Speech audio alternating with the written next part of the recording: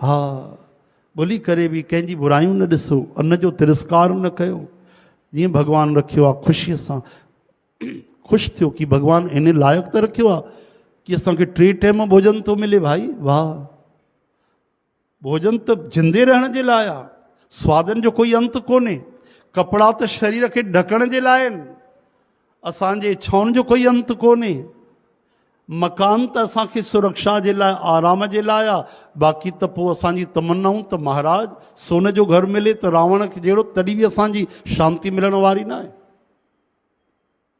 जंहिं सोन जी लंका ठाही उहो ख़ुशि न रहियो, उनखे कंहिं पुछियो कोन, जंहिंजी सोन जी लंका हुई ऐं जेके जलाए आया हनुमान महाराज, उनजी चारों तरफ़ जय जयकार थी रही आहे।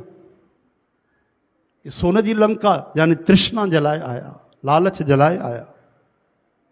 त सुखी रहणो आहे त बिल्कुलु सरलता सादगीअ में जाही विधि राखे राम। इहा 8वीं भक्ति